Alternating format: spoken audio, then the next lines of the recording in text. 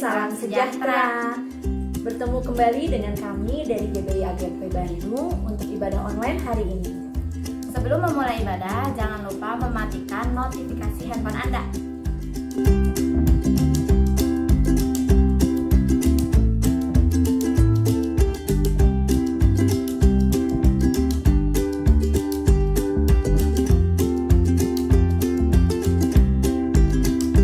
Bagi seluruh jemaat yang ingin memberi persembahan atau persepuluhan, bisa mentransfer melalui rekening di bawah ini. Jangan lupa tekan tombol like, subscribe, dan loncengnya ya. Selamat beribadah.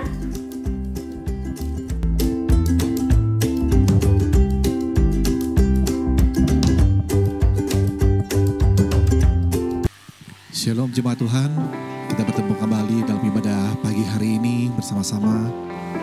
Walaupun kita jauh, tapi saya ingin percaya di dalam hadirat Tuhan kita semuanya merasakan kehangatan yang sama di dalam hadirat Tuhan. Saya ingin percaya bahwa Allah selalu hadir di tengah-tengah kita, jadi penolong bagi setiap kita, menjadi pembela bagi setiap kita. Untuk pagi hari ini, saya ingin percaya apapun keadaan kita saat ini, percayalah bahwa Allah yang kita sembah, Allah yang kita puji, Dia Allah yang setia bagi setiap kita. Haleluya. Bersama-sama kita tundukkan kepala, kita berdoa. Bapak, kami mengucap syukur Tuhan buat pagi hari yang indah ini ya Tuhan. Kami boleh bersama-sama datang kepadamu beribadah kepadamu Tuhan. Walaupun Tuhan lewat live Tuhan, kami ingin percaya Tuhan ibadah kami pagi hari ini Tuhan. Tetap kami boleh merasakan hadirat-Mu Tuhan. Terima kasih Bapak, kami siap memuji dan memuliakan nama-Mu pagi hari ini. Kami siap berikan persembahan yang terbaik dari pujian kami Tuhan. Terima kasih Bapak, terima kasih Tuhan Yesus. Kami siap memuji dan memuliakan nama-Mu. Haleluya. Amin. Haleluya. Kesiapan hati kita pagi hari ini, kita menyembah Tuhan. Firman Tuhan katakan, "Kumpulkan matu ke gunung-gunung, dari manakah datang pertolonganku? Pertolonganku ialah dari Tuhan yang menjadikan langit dan bumi." Haleluya.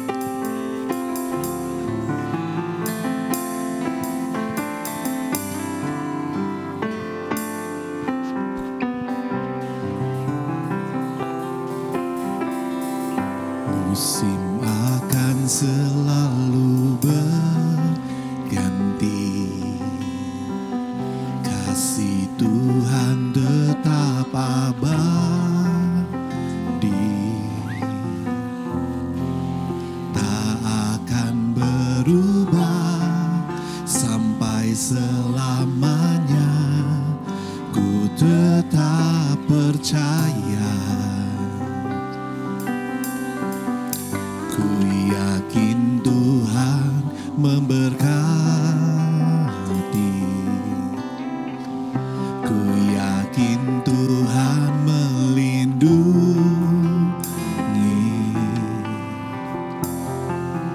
burung di udara Tuhan pelihara karena kasih-Nya. Tuhan selalu menolongku, selalu menjagaku, sehelai di rambutku tak akan terjatuh tanpa seizin-Mu. Tuhan selalu menolongku, selalu menjagaku. Ia mengenyangkanku dan peliharaku seumur hidupku. Kita akan pujiannya dari awal. Katakan iman-Mu. Haleluya.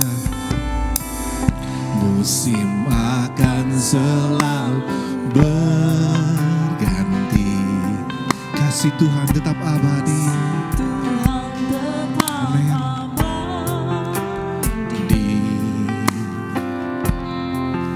Tak akan berubah sampai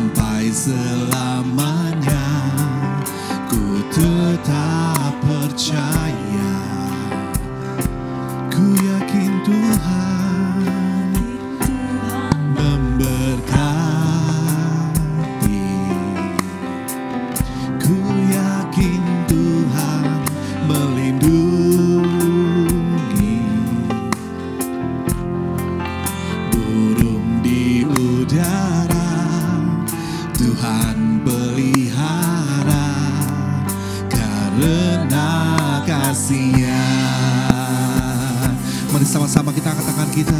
Tuhan selalu menolongku, amin. Selalu menjagaku, sehelai di rambutku tak akan terjatuh tanpa seizin-Mu. Tuhan selalu menolongku, selalu menjagaku. Dia mengenyangkanku dan peliharaku seumur hidupku. Mari katakan dengan imanmu, Tuhan selalu menolongku. Tuhan selalu menolongku, selalu menjagaku, sehelai di rambutku tak akan terjatuh tanpa seizin-Mu. Percayalah, selalu menolongku, selalu menjagaku. Dia mengenyangkanku dan peliharaku seumur hidupku. Lebih lagi kita tetap pujian ini kepada Tuhan. Tuhan selalu menolongku, selalu menjagaku.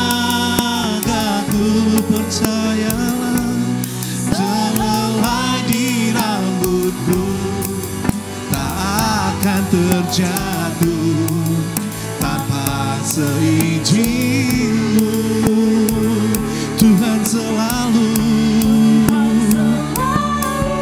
menolongku, selalu menjagaku. Dia mengenyangkanku dan peliharaku seumur hidupku. Dia mengenyangkanmu, Dia mengenyangkanmu dan peliharaku seumur hidupku. Dia mengenyangkanku, Dia mengenyangkanku dan peliharaku seumur hidupku.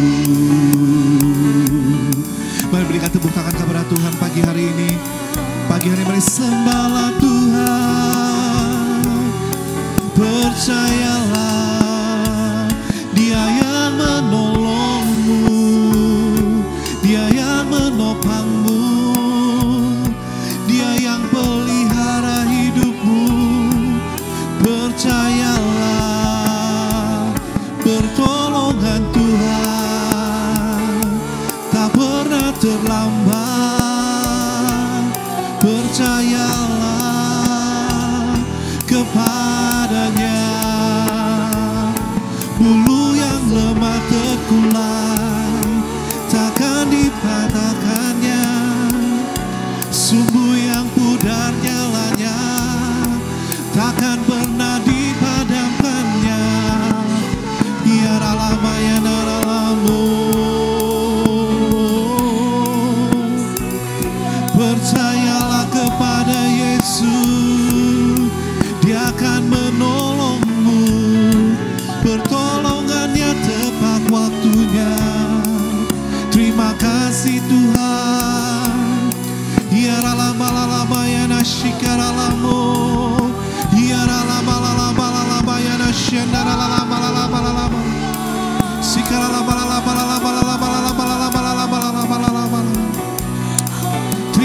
kasih Bapa, terima kasih Yesus, terima kasih Roh Kudus. Haleluya. Terima kasih Tuhan. Kami mau terus angkat pujian kepada pagi hari ini Tuhan. Kami mau terus meninggikan Engkau Tuhan. Dan kami mau terus bersyukur kepadamu. Sebab Engkau yang layak terima segala pujian kami Tuhan pagi hari ini Tuhan. Yes, you are Lord, Almighty God. Haleluya. Ini pujian kami yang terindah Tuhan, dari hati kami yang paling dalam Tuhan. Haleluya. Ku bersyukur Bapa. Mari jemaat Tuhan angkat pujian ini.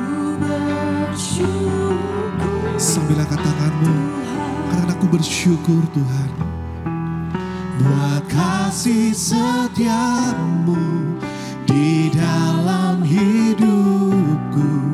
Ku bersyukur,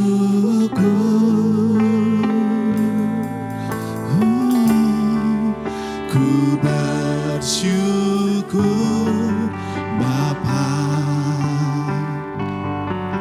Ku bersyukur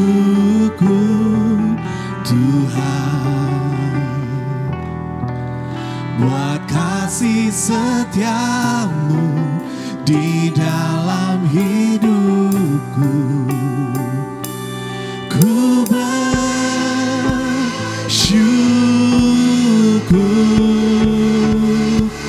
Tuhan.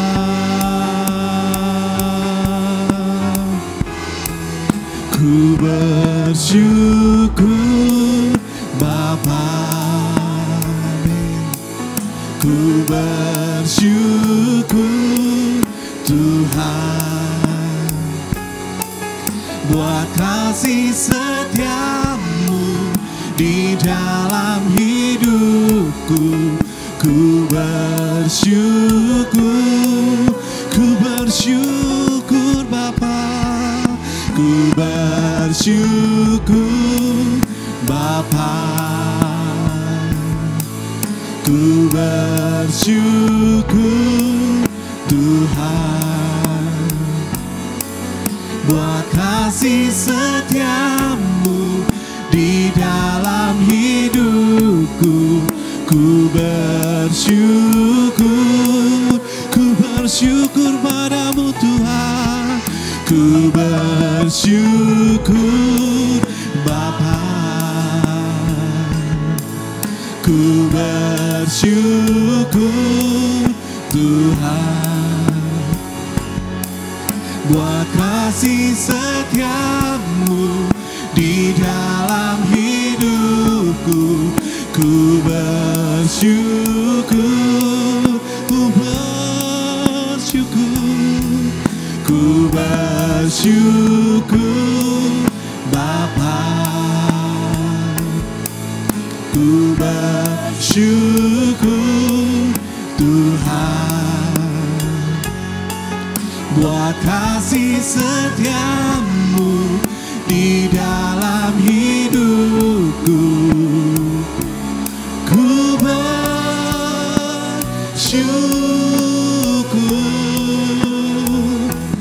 Tuhan.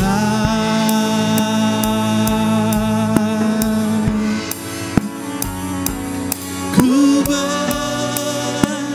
bersyukur, ku bersyukur, ku bersyukur, ku bersyukur Bapa. Ku bersyukur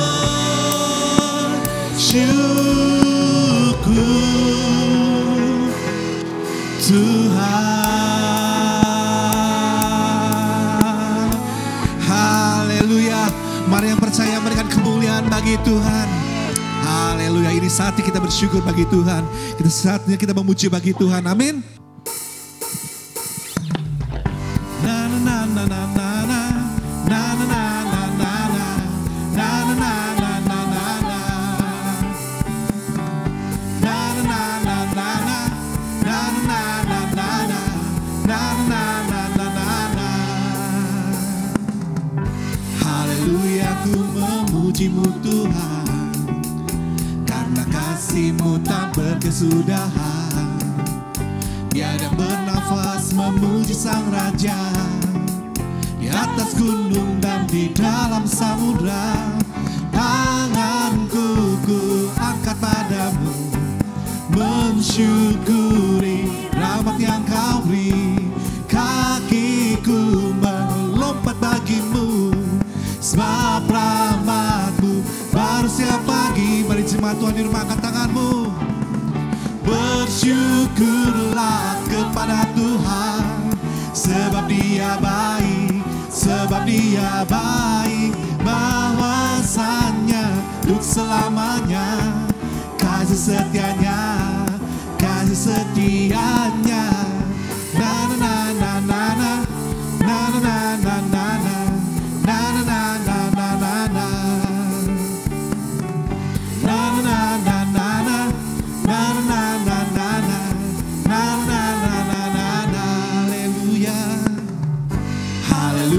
ku memuji-Mu Tuhan, karena kasih-Mu tak berkesudahan.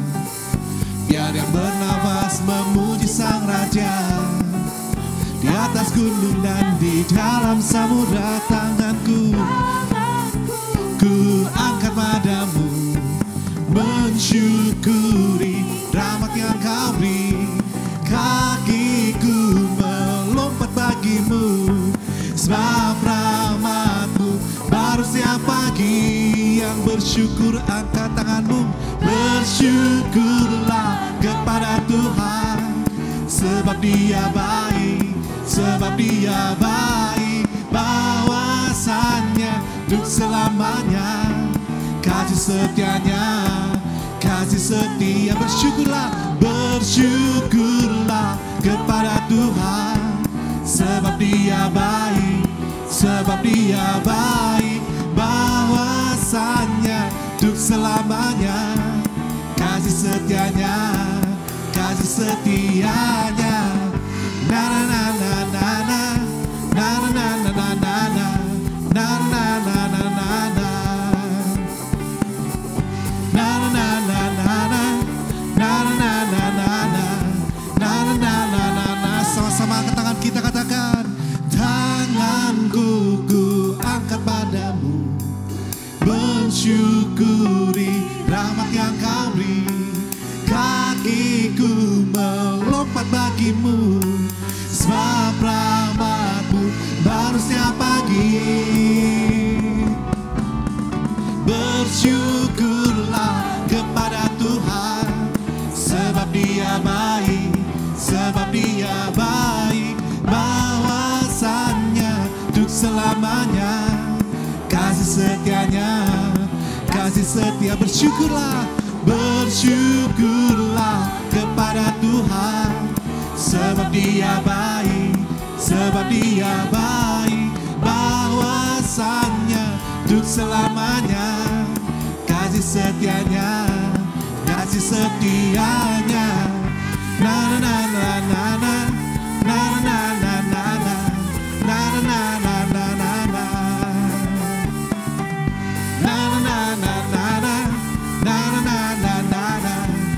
na na na na na.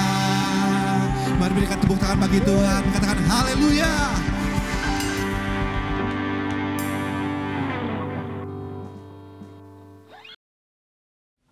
Shalom, mengucap syukur kepada Tuhan kalau pada hari ini kami kembali mengadakan kolaborasi 3 gereja, yaitu GBI Agape Bandung, GBI Lo Cabang Bandung, dan juga GBI Sumbersari. Mengucap syukur kepada Tuhan kalau kita boleh bersama-sama memuji Tuhan.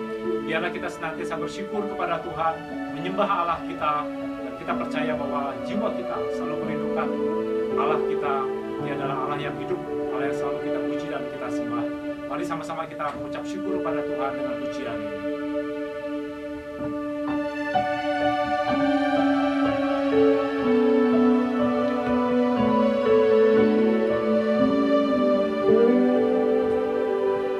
Jiwaku merindukanmu, ya Allah yang hidup.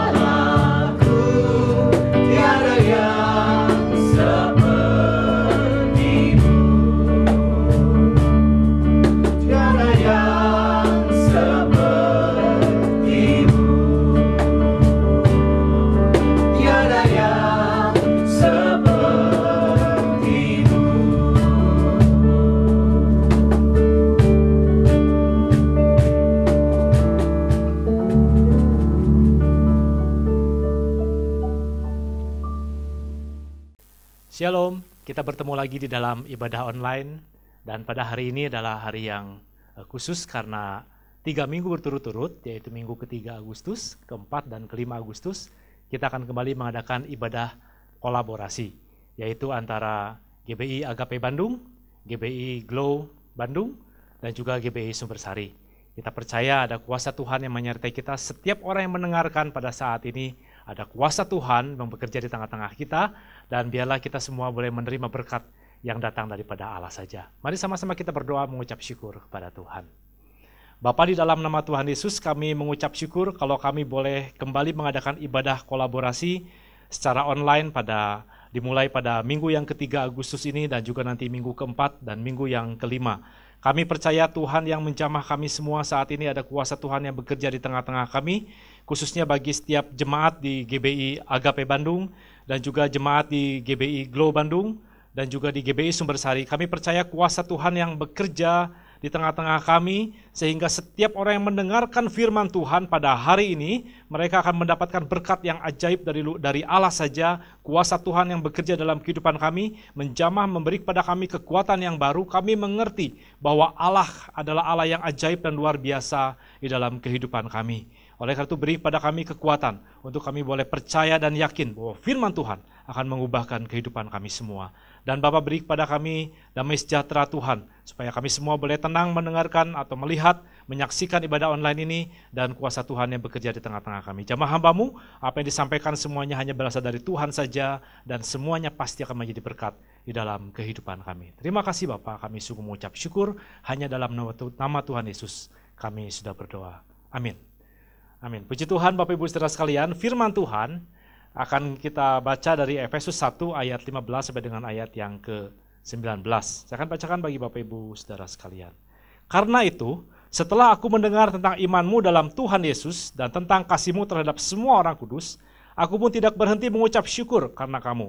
Dan aku selalu mengingat kamu dalam doaku dan meminta kepada Allah Tuhan kita Yesus Kristus, yaitu Bapa yang mulia itu, supaya Ia memberikan kepadamu roh hikmat dan wahyu untuk mengenal Dia dengan benar, dan supaya Ia menjadikan mata hatimu terang, agar kamu mengerti pengharapan apakah yang terkandung dalam panggilannya, betapa kaya kemuliaan bagian yang ditentukannya bagi orang-orang kudus, dan betapa hebat kuasanya bagi kita yang percaya sesuai dengan kekuatan kuasanya. Firman Tuhan pada hari ini saya akan beri judul 4 kekayaan rohani. Nah, Bapak Ibu Saudara sekalian, besok adalah hari yang istimewa. Kita memperingati hari kemerdekaan Republik Indonesia yang ke-75. Kita patut berterima kasih dan bersyukur kepada para pejuang bangsa ini, dan sebagai warga negara kita juga patut bersyukur kepada Tuhan kalau kita menjadi orang-orang yang merdeka. Apa makna daripada kemerdekaan Bapak Ibu Saudara sekalian? Maknanya berarti kita tidak terjajah lagi. Maknanya artinya kita memiliki kebebasan dan tidak terikat, tidak terbelenggu lagi, saudara sekalian. Merdeka berarti kita juga memiliki hak untuk berjalan dengan hukum dan aturan-aturan sendiri. Dan juga tentunya kita menikmati segala kekayaan yang ada di bumi Indonesia ini. Bapak Ibu saudara sekalian, saudara tahukah Indonesia adalah negara yang sangat kaya? Mari kita lihat sama-sama, saudara ya. Republik Indonesia adalah negara di Asia Tenggara yang dilintasi garis khatulistiwa dan berada di antara benua Asia dan benua Australia. Dan juga ada di antara Samudra Pasifik dan juga Samudra Hindia. Nah, Indonesia adalah negara kepulauan terbesar di dunia. Terdiri dari 17.508 pulau, oleh karena itu disebut Nusantara atau Kepulauan Antara. Dengan populasi penduduk sampai tahun 2020 ini adalah 270 juta jiwa, saudara sekalian. Itu adalah penduduk yang keempat terbesar di dunia. Negara ini punya hasil pertambangan emas terbesar di dunia, yaitu PT Freeport di Papua. Negara ini punya hasil cadangan gas alam terbesar di dunia, yaitu tepatnya ada di Blok Natuna, saudara sekalian. Negara ini punya hutan tropis yang terbesar di dunia. Hutan tropis ini memiliki luas 39 juta hektar, sangat luas sekali. Dan negara ini juga mempunyai lautan yang terluas di dunia. Dikelilingi 2 samudera tadi, Samudra Pasifik dan Samudra Hindia, sehingga tidak heran memiliki jutaan ikan yang tidak dimiliki oleh negara lain. Negara ini memiliki tanah yang sangat subur karena kita ada diletakkan di khatulistiwa. Memiliki banyak gunung berapi yang aktif dan menjadikan tanah di negara ini sangat subur. Terlebih lagi negara ini dilintasi tadi khatulistiwa dan ada sinar matahari hujan yang begitu kaya untuk negara ini. Pemandangan yang sangat eksotis. Dan lagi-lagi tidak ada negara yang menyamainya, saudara. Dari puncak gunung sampai ke dasar lautan, saudara sekalian. Itu adalah tempat yang sangat luar biasa, sangat bagus untuk dikunjungi. Jadi Bapak Ibu Saudara sekalian, sebagai bangsa yang merdeka, seharusnya kita bisa menikmati seluruh kekayaan tanah air ini. Mari kita terus dukung pemerintah kita, supaya bisa mengelola kekayaan yang ada, sehingga kekayaan ini bisa dinikmati oleh seluruh lapisan masyarakat kita. Demikian juga Bapak Ibu Saudara sekalian, firman Tuhan pada hari ini tadi disampaikan dari kitab Efesus. Itu adalah surat yang dikirim oleh Rasul Paulus kepada jemaat di kota Efesus. Paulus ingin memberitahu tentang satu kekayaan rohani yang dimiliki oleh mereka, orang-orang percaya yang ada di kota Efesus. Kota Efesus adalah kota yang sangat kaya. Kota Efesus adalah kota yang sangat megah. Kota Efesus waktu itu termasuk di sana ada 7 keajaiban dunia. Pada waktu itu, saudara-saudara, karena di situ ada patung Dewi Artemis yang katanya patung itu tiba-tiba ada di sana ya. Katanya, saya tidak tahu kebenarannya seperti apa, saudara sekalian. Dan Bapak Ibu saudara sekalian, kota Efesus adalah kota perdagangan yang sangat luar biasa. Jadi kalau orang datang ke kota itu, wah itu kota yang sangat hebat, saudara sekalian. Tetapi Paulus ingin menyampaikan kepada jemaat di kota Efesus bahwa mereka juga punya kekayaan yang lebih besar daripada apa yang dimiliki oleh kota Efesus, yaitu kekayaan rohani yang dimiliki oleh kehidupan mereka masing-masing. Ketika mereka percaya kepada Tuhan, ketika mereka mengenal Tuhan, ketika mereka mengenal kasih setia Tuhan di dalam kehidupannya. Nah, oleh karena itu Bapak Ibu saudara sekalian, pada hari ini saya ingin membahas tentang 4 kekayaan rohani, saudara sekalian. Yang pertama adalah mengenal Allah dengan benar.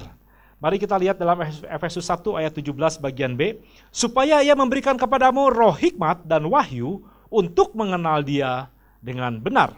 Nah, mengenal Allah secara pribadi adalah keselamatan. Mengenal Allah secara mendalam itu adalah sebuah pengudusan di dalam kehidupan kita. Dan mengenal Allah secara sempurna itu adalah sebuah kemuliaan di dalam kehidupan ini. Bapak Ibu saudara sekalian, Rick Warren pernah berkata, jika kebutuhan terbesar kita adalah informasi, Allah akan mengutus seorang pendidik. Jika kebutuhan terbesar kita teknologi, Allah akan mengutus seorang ilmuwan. Jika kebutuhan terbesar kita adalah uang, maka Allah akan mengutus seorang ahli ekonomi. Jika kebutuhan terbesar kita kesenangan, maka Allah akan mengutus seorang penghibur. Tetapi kebutuhan terbesar kita adalah keselamatan. Maka Allah mengutus seorang juru selamat di dalam kehidupan kita. Oleh karena itu adalah sebuah kekayaan yang sangat luar biasa. Kalau kita mengenal Allah dengan benar melalui keselamatan dalam Kristus Yesus, maka tidak akan ada lagi yang bisa menggantikan itu di dalam kehidupan ini, saudara sekalian. Oleh karena itu mari kita kenal Allah kita dengan benar. Saudara, ketika Musa, dia ada di padang gurun, saudara. Dan kemudian Allah bertemu dengan Musa. Kita lihat di dalam Keluaran 3 ayat yang kelima. Lalu Allah berfirman kepada Musa, janganlah datang dekat-dekat, tanggalkanlah kasutmu dari kakimu. Sebab tempat di mana engkau berdiri itu adalah tanah yang kudus. Tadi kita mengenal Tuhan dari keselamatan, saudara sekalian. Kita kenal Allah kita ketika kita menerima Tuhan sebagai Tuhan Juru Selamat pribadi, dan kita diselamatkan oleh iman kita, saudara sekalian. Oleh iman kita kepada Yesus. Nah, Bapak Ibu saudara sekalian, berikutnya adalah sebuah pengudusan di dalam Tuhan. Kudus itu artinya suci, artinya intim atau dekat dengan Tuhan kita, saudara sekalian. Kudus itu bukan hanya bicara tentang kita tidak mencuri, ya, atau kita tidak membunuh, atau kita tidak berbohong, atau tidak menyembunyikan sesuatu, saudara sekalian. Tapi kita belajar kekudusan dari kisah Musa ketika dia ada di padang gurun dan dia bertemu dengan Tuhan. Tuhan katakan begini, jangan dekat-dekat, tanggalkan kasutmu. Kasut itu adalah sepatu, saudara sekalian ya. Sepatu, tanggalkan. Jadi sepatu itu bicara mengenai sebuah pengalaman hidup, saudara sekalian.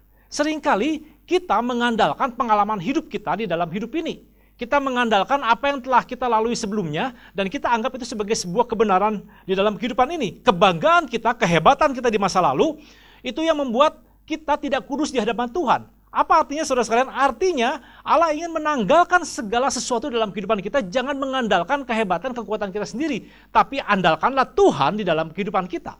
Kudus artinya, saudara sekalian, kita mau datang kepada Tuhan menanggalkan segala sesuatu. Saudara, saya dulu punya sepatu, saudara sekalian, sepatu olahraga dari tahun 2012 saya beli, itu saya pakai sangat enak sekali, saudara. Sehingga saya punya hobi hiking, saudara, saya punya hobi naik gunung. Sehingga kemanapun saya pergi, saya pasti pakai sepatu itu, saudara. Itu menjadi sepatu favorit saya pakai kemana-mana, saudara sekalian. Dan kalau pakai sepatu itu saya lebih percaya diri, saudara. Lebih yakin karena memang sepatu itu sangat pas, saudara, saya pakai. Jadi saya pergi kemanapun juga, saudara, olahraga juga seminggu 2-3 kali saya pakai sepatu itu, saudara. Dan sepatu itu sangat enak saya pakai, saudara. Tapi yang namanya sebuah sepatu dipakai terus, lama-lama sepatu itu menjadi aus, saudara sekalian ya.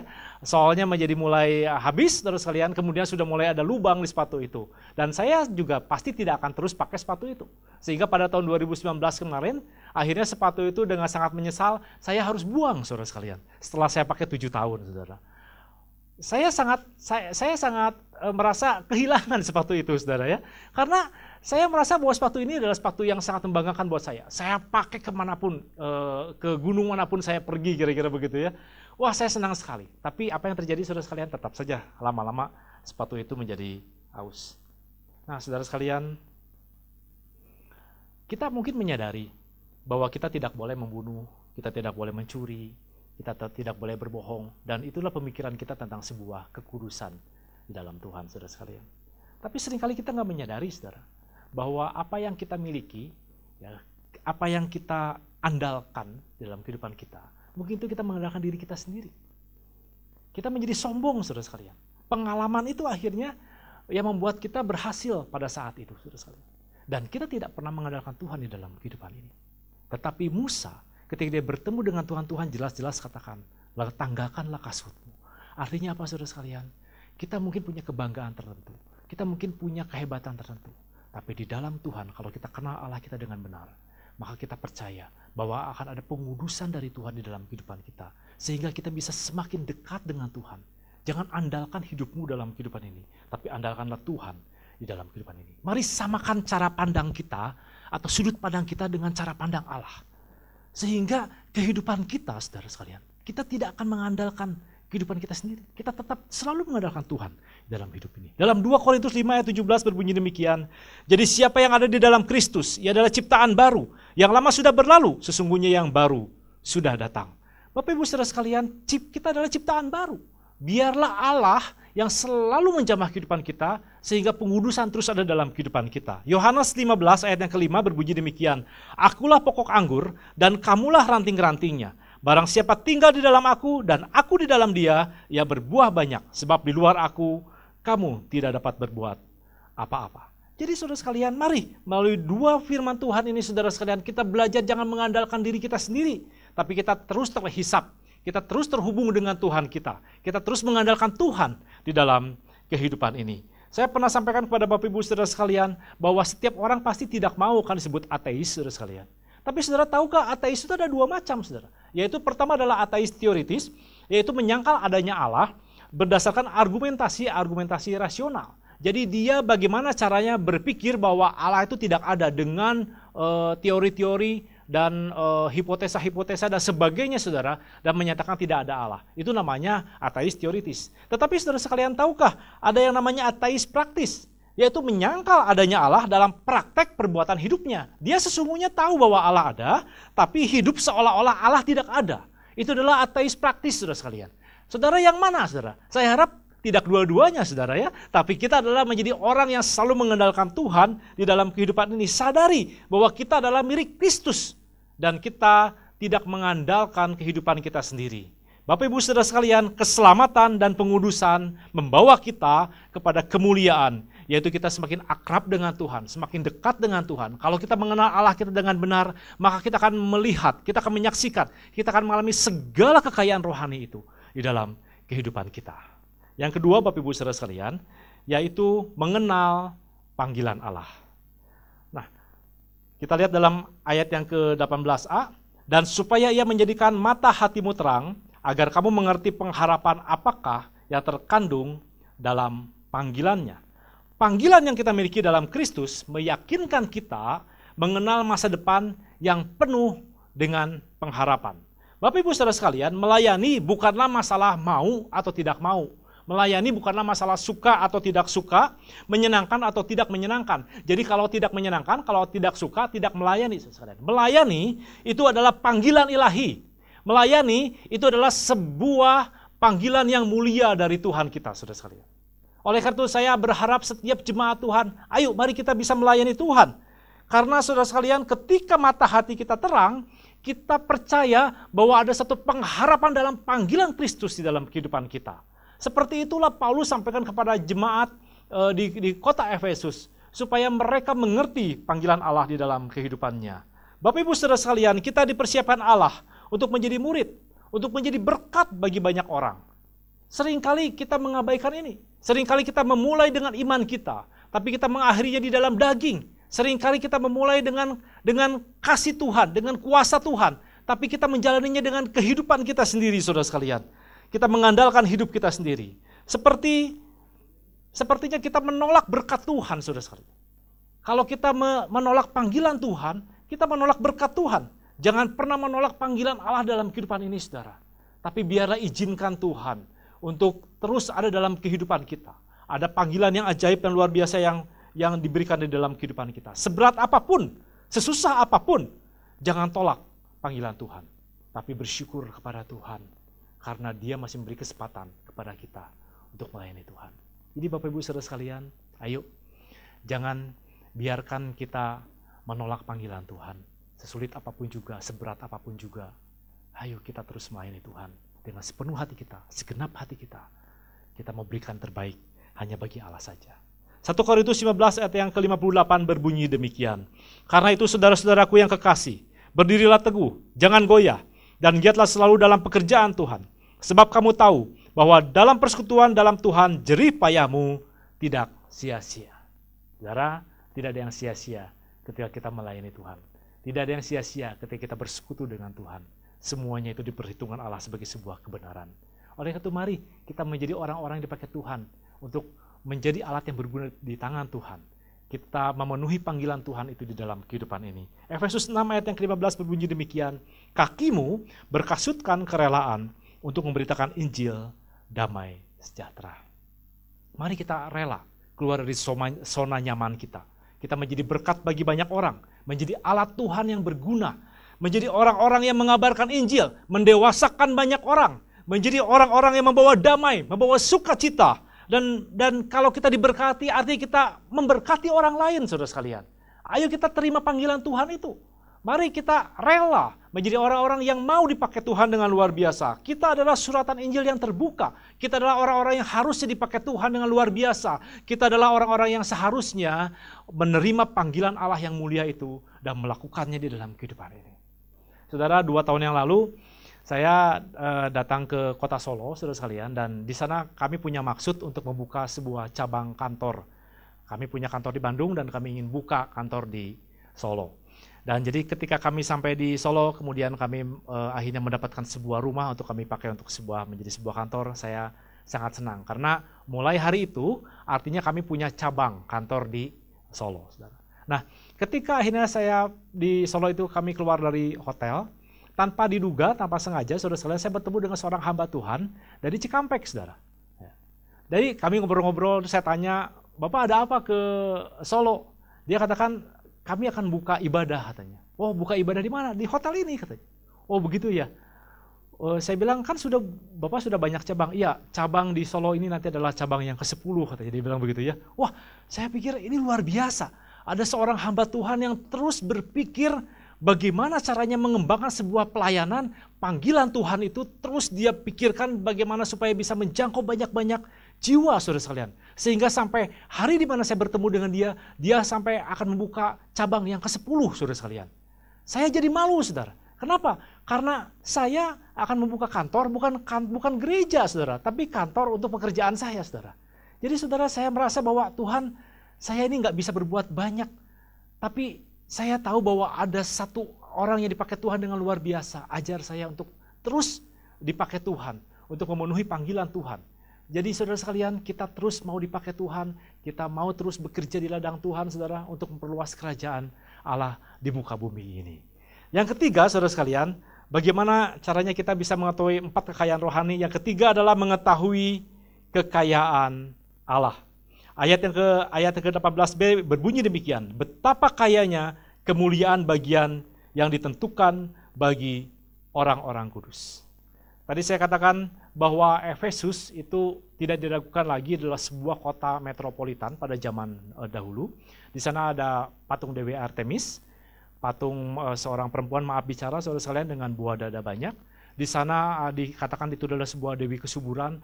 Orang banyak datang ke kota Efesus, mereka ada yang datang ke kuil, mereka ada yang datang untuk berwisata, saudara sekalian, mereka datang berdagang. Kota itu sangat-sangat kaya, saudara sekalian. Tapi sekali lagi Paulus menegaskan kepada jemaat di kota Efesus, karena Paulus pernah pelayanan bersama-sama di kota Efesus itu selama 3 tahun, saudara sekalian. Jadi Paulus tahu situasi di kota Efesus. Dan dia menegaskan bahwa setiap jemaat Tuhan, setiap orang-orang yang percaya Tuhan, mereka tuh harus mengetahui bahwa sesungguhnya ada kekayaan Allah yang luar biasa.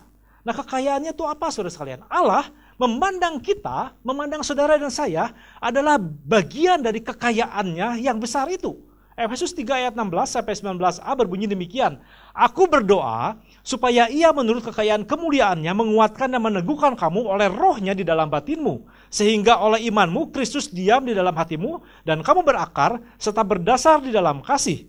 Aku berdoa supaya kamu bersama-sama dengan segala orang kudus dapat memahami betapa lebarnya dan betapa panjangnya dan betapa tingginya dan dalamnya kasih Kristus. Dan dapat mengenal kasih itu sekalipun ia melampaui segala pengetahuan. Jadi Bapak Ibu Saudara sekalian, kekayaan yang besar itu adalah kekayaan rohani yang ada dalam kehidupan kita.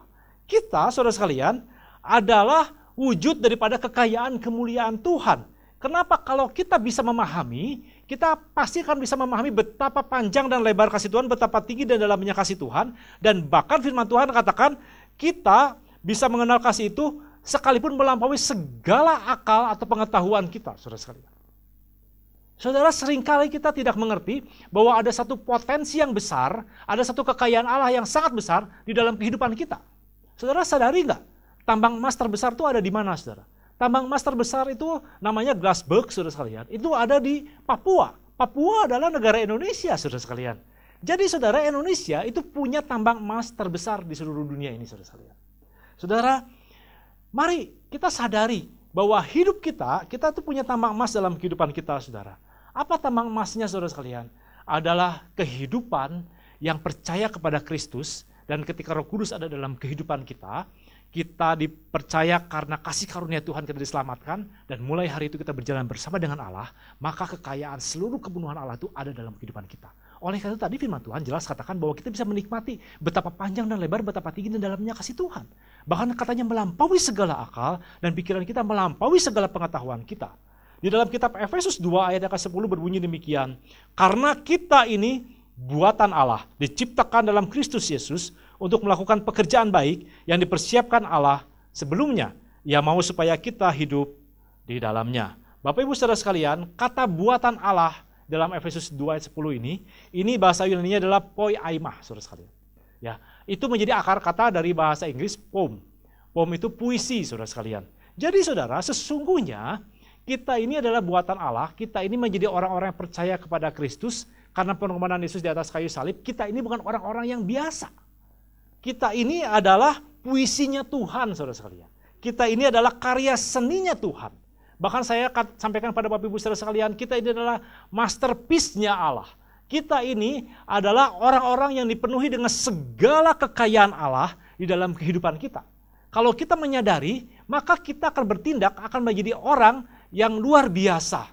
Kita akan dipakai Tuhan dengan luar biasa, kita akan pasti akan menjadi berkat bagi banyak orang karena kita dipenuhi dengan kekayaan rohani di dalam kehidupan ini. Saudara, saya dulu pernah kuliah di tekstil, saudara sekalian. Jadi saudara, ada pelajaran namanya pelajaran membatik. Saya pakai pakaian batik, saudara, hari ini.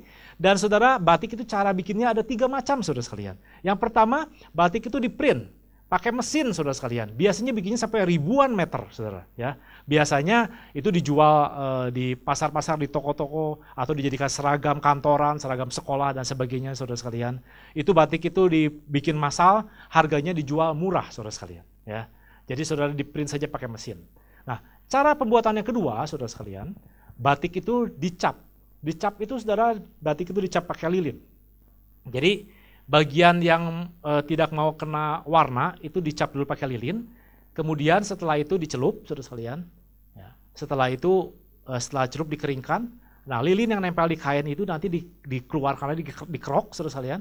Dan setelah itu ada bagian yang putih, saudara, karena tertutup lilin. Nanti lilinnya tutup lagi bagian yang lain, yang bagian itu dicelup lagi, ya, dicelup lagi. Nah, itu memang pengerjaannya agak sedikit rumit, tetapi itu masih dicap. Jadi kainnya ditaruh di meja panjang, kemudian dicap, nanti orangnya berjalan gitu, secara manual begitu ya, dicap. Setelah itu baru dikerjakan lagi, saudara. Cukup lama, cukup panjang, saudara sekalian, tetapi bisa dibikin dalam jumlah yang cukup banyak, beberapa ratus meter kira-kira begitu ya.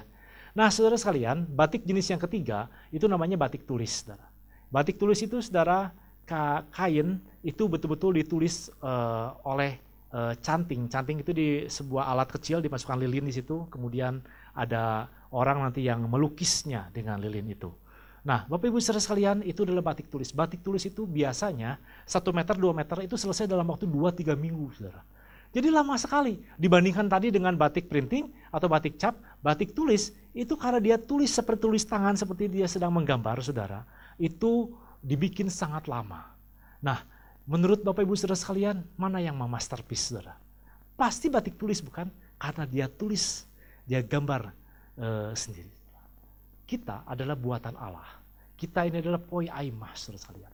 Kita ini adalah bukan orang-orang yang biasa. Kita ini adalah masterpiece-nya Tuhan. Kita ini adalah orang-orang yang dipenuhi dengan segala kekayaan rohani dalam kehidupan ini. Oleh karena itu sadari itu dalam kehidupan ini, saudara sekalian. Supaya hidup kita boleh mengerti bahwa kekayaan Allah itu adalah diri kita sendiri. Yang keempat, saudara sekalian, yang terakhir adalah mengenal kuasa Allah. Dalam Efesus 1 ayat 19 berbunyi demikian, dan betapa hebat kuasanya bagi kita yang percaya, sesuai dengan kekuatan kuasanya. Dan juga di dalam Efesus 3 ayat 19b sampai 20 berbunyi demikian. Aku berdoa supaya kamu dipenuhi di dalam seluruh kepenuhan Allah. Bagi Dialah yang dapat melakukan jauh lebih banyak daripada apa yang kita doakan atau pikirkan. Seperti yang ternyata dari kuasa yang bekerja di dalam kita. Bapak Ibu saudara sekalian, dikatakan di sini betapa hebat kuasanya bagi kita yang percaya. Jadi kalau kita kenal kuasa Allah itu, maka kuasa itu ada dalam kehidupan kita. Kalau kita menyadari ada kuasa Allah yang hebat, maka kehebatan itu pasti akan kita alami dalam kehidupan ini, saudara sekalian. Dan dikatakan juga tadi di dalam Efesus 3 ayat 19 bahwa kita ini dipenuhi, katanya. Dipenuhi segala kepenuhan Allah. Wow, ini adalah satu kalimat yang sangat luar biasa. Dan kemudian saudara dikatakan bahwa kita dapat melakukan jauh lebih banyak daripada apa yang kita doakan dan pikirkan. Jadi saudara, kalau kita mengenal kuasa Allah, maka akan ada perkara-perkara yang besar dalam kehidupan ini. Ada kuasa Allah yang tak terhingga yang ada dalam kehidupan kita, sehingga ada kuasa yang besar itu, sehingga hidup kita menjadi satu hidup yang luar biasa di dalam Tuhan. Kita menjadi orang-orang yang dipakai Tuhan dengan luar biasa. Di dalam Alkitab, Bapak Ibu saudara sekalian, dipenuhi oleh orang-orang yang mengalami kuasa Allah. Kita lihat bagaimana Musa membawa orang-orang Israel keluar dari tanah Mesir dan berjalan di atas laut yang kering. Itu adalah satu hal yang sangat luar biasa. Dan kemudian saudara sekalian, ketika Daud melawan Goliat, Daud berkata kepada Goliat, engkau datang dengan pedang, dengan lembing, dengan tombak. Tetapi aku datang di dalam nama Tuhan semesta alam. Dan kemudian saudara sekalian, Daud mengalahkan Goliat dengan sangat luar biasa. Saudara, di Alkitab juga ada satu kisah tentang seorang raja bernama Yosafat. Yosafat saudara sekalian berperang dengan kerajaan Edom dan juga kerajaan Moab. Dan kemudian ketika dia percaya kepada Tuhan, mengandalkan Tuhan dalam kehidupannya, dia angkat setiap pujian hanya kepada Allah saja. Ketika dia mulai berperang dengan Edom dan juga dengan Moab, saudara sekalian. Itu bangsa Edom dan bangsa Moab, mereka berperang sendiri dan saling menghancurkan sendiri. Sehingga ketika Yosafat dan orang-orang Yehuda datang ke medan perang, saudara sekalian, mereka hanya melihat mayat bergelimpangan di sana, saudara. Itu adalah kuasa Allah yang sangat ajaib dan luar biasa di dalam kehidupan Yosafat dan orang-orang Israel pada waktu itu. Saudara, Elia, dia sendirian, dia mengalahkan 300 orang, saudara sekalian, Nabi Baal pada saat itu. Dengan cara bagaimana, saudara sekalian, mezbah dipenuhi dengan air, saudara sekalian, dan korban bakaran itu dipenuhi dengan air. Tapi kemudian Allah mendatangkan api bagi korban bakaran itu. Sehingga Elia sendirian, dengan kuasa Tuhan, dia bisa mengalahkan 300 orang Nabi Baal. Bapak Ibu saudara sekalian, di dalam Alkitab juga ada sebuah kisah Gideon. Dia dengan 300 orang saudara sekalian mampu mengalahkan 450.000 orang musuh. Bayangkan 300 orang mengarahkan 450.000 orang musuh, saudara sekalian.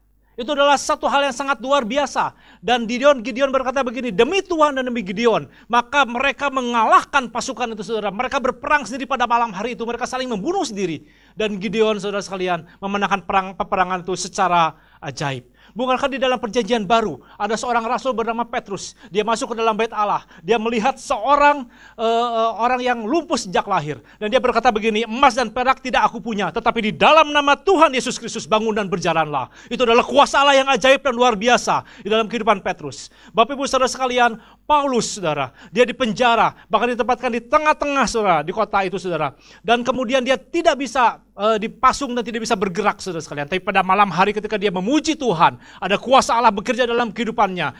Pintu-pintu penjara terbuka, belegunya terbuka saudara sekalian. Kenapa? Karena ada kuasa Allah yang hebat di dalam kehidupan Paulus. Bapak Ibu saudara sekalian, kuasa Allah yang sama ada dalam hidup kita. Kalau kita mengenal kuasa Allah itu, maka kuasa Allah itu akan menjamah kehidupan kita. Saya akan akhiri firman Tuhan saudara dengan sebuah kesaksian lagi saudara. Pada waktu saya kecil saudara sekalian, saya tidak bisa berenang saudara. Pada waktu itu kami pergi berenang ke Lembang. Dan di Lembang itu saudara, saya pakai ban karena saya tidak bisa berenang. Umur saya waktu itu kira-kira 8 tahun saudara. Dan ketika saya mulai berenang pakai ban, kemudian bannya saya lepas saudara di tempat yang cukup dalam. Bannya itu ternyata maju 1 meter saudara dari pinggir kolam saudara. Dan kemudian setelah maju 1 meter saya pikir saya tinggal loncat, saya tinggal mengambil ban itu, kemudian saya bisa berenang lagi dengan ban itu. Tapi apa yang terjadi saudara sekalian ketika saya meloncat di air itu saudara untuk mengambil ban, karena dorongan dari badan saya dan air itu saudara, itu bannya itu kedorong ke sana. Jadi saudara hari itu saya tenggelam saudara sekalian. Ya tentunya selamat, kalau tidak saya tidak ada di sini saudara ya. Saudara saya tenggelam dan saya minta tolong, akhirnya ditolong oleh ayah saya saudara sekalian. Dan mulai hari itu saya tidak berani lagi berenang saudara sekalian. Saya takut sama kolam renang. Saya tidak pernah berani lagi menginjakan kaki saya di kolam renang saudara sekalian. Mulai hari itu saya musuhan sama kolam renang saudara. Jadi saudara kalau ada olahraga, yaitu olahraganya berenang, saya lebih baik mendapat nilai jelek daripada saya harus berenang. Kenapa? Karena trauma itu saudara ada dalam hidup saya saudara sekalian. Saudara, mama saya bilang begini, bahwa papa saya itu, dia itu orang yang jago berenang. Gitu. Tapi saudara sekalian, mama saya bilang begini, dia kalau di laut tuh bisa berenang dari pantai ke pulau begitu ya.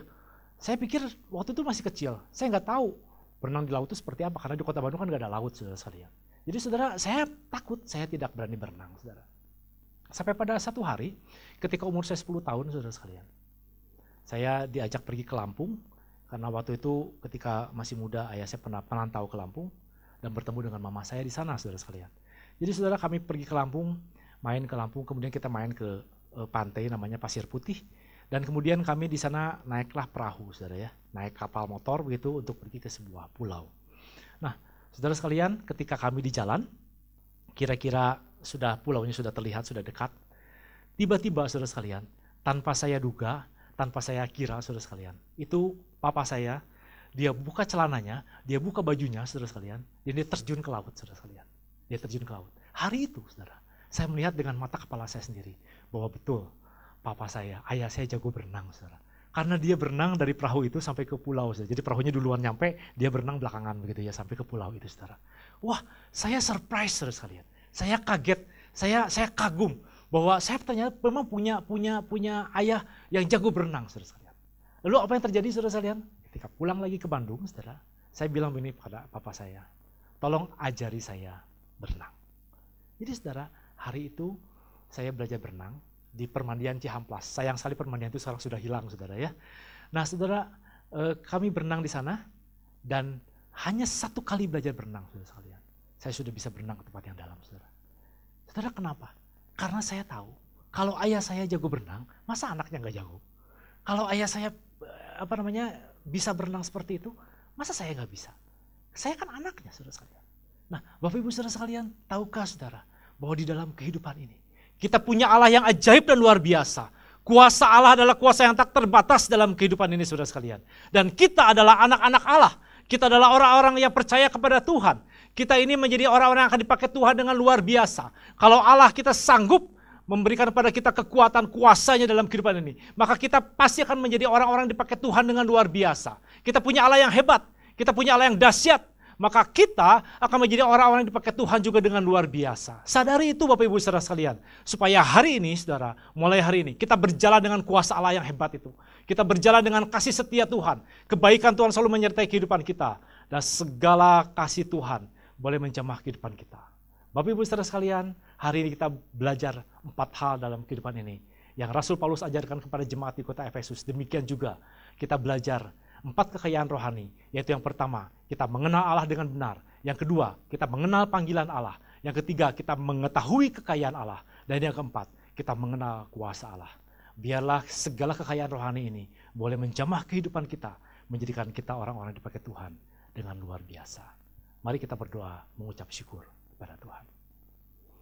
Bapa, di dalam nama Yesus, kami sungguh bersyukur kami boleh mengerti kebenaran firman Tuhan pada hari ini. Sama seperti Rasul Paulus yang membuat surat kepada jemaat di kota Efesus. Yaitu bahwa ada satu kekayaan rohani yang sangat luar biasa bagi setiap jemaat yang dilayaninya. Kami berdoa dalam nama Yesus Tuhan. Setiap jemaat kami semua juga boleh mengerti bahwa ada kekayaan rohani yang ajaib dan luar biasa di dalam kehidupan kami. Supaya kami boleh mengenal Allah kami dengan benar. Supaya kami juga mengerti panggilan Allah. Kami boleh mengetahui kekayaan Allah dalam hidup ini. Dan kami boleh mengetahui kuasa Allah yang ajaib dan luar biasa di dalam kehidupan ini. Bapak, terima kasih. Biarlah firman Tuhan boleh termeterai dalam kehidupan kami. Dan membuat hidup kami boleh menjadi satu hidup yang indah di dalam Tuhan.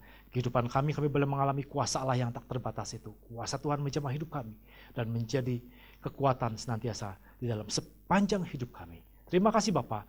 Kami mengucap syukur untuk firman Tuhan pada hari ini. Hanya di dalam nama Tuhan Yesus kami sudah berdoa. Yang percaya katakan amin. Puji Tuhan, Tuhan memberkati. Jemaat Tuhan, kita sudah diberkati dengan firman Tuhan. Biarlah pagi hari ini kita mau sama-sama siapkan hati kita untuk menerima berkat daripada Tuhan. Mari kita satukan hati kita angkat kedua tangan kita untuk menerima berkat Tuhan. Kami mengucap syukur Tuhan Yesus untuk pagi hari ini. Kami telah diberkati dengan firman-Mu Tuhan dalam ibadah kami. Biarlah ibadah kami menjadi ibadah yang senantiasa mempermuliakan nama-Mu Tuhan. Dan hamba-Mu berdoa dimanapun jemaat-Mu berada Tuhan. Pagi hari ini biarlah perlindungan daripada-Mu, berkat daripada-Mu Tuhan boleh mengalir, melimpah di dalam kehidupan setiap jemaat-jemaat-Mu.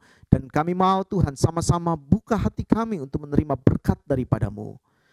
Terimalah oleh-Mu berkat damai sejahtera dari Allah Bapa, oleh kasih karunia daripada Tuhan kita Yesus Kristus, dengan persekutuan yang manis oleh Roh Kudus, menyertai memberkati kita, baik berkat jasmani, berkat jiwani, bahkan berkat rohani, mulai pagi ini sampai dengan Maranatha, Tuhan Yesus datang kedua kalinya, bahkan sampai selama-lamanya. Umat Tuhan yang percaya dengan imanmu katakan, amin. Tuhan Yesus memberkati. Demikian ibadah kita pada hari ini. Selamat hari Minggu. Tuhan Yesus memberkati.